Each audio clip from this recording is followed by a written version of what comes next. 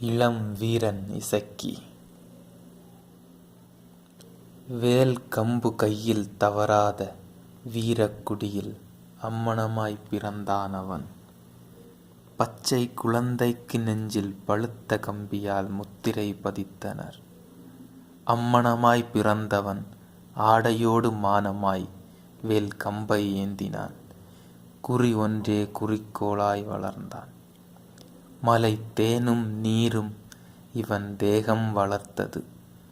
கண்டவர் நடுங்கும் வீரக் கழல் கொண்டான் தேகம் முழுதும். மிரட்டிய சிங்கத்தை பிடரியில் குத்தி சாய்த்து ஊர்காத்த வீரனானான். ஊர் காக்கும் வீரக்குடியின் தலைவனானான்.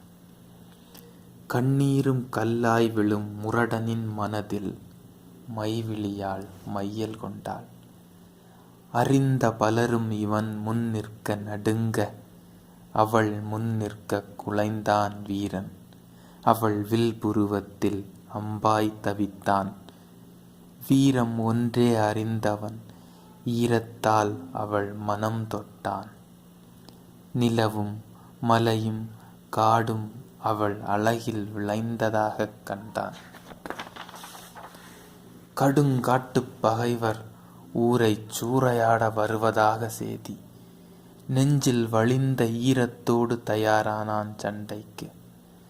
பிளிரும் யானையை பிணமாக்கும் தன்மை கொண்டவன் வேல் கம்பேந்தி விரைந்தான்.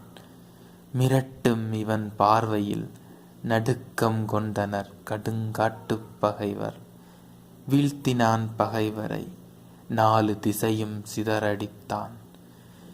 எங்கிருந்தோ சீறிய நஞ்சுக் கணை ஒன்று இவன் நெஞ்சை துளைத்து நின்றது. இவன் வேல் கம்பின் குறிக்கு கணை தொடுத்தவன் தலை சிதறியது. ஊரை காத்தான் வீரன். வீரன் மடிந்தான்.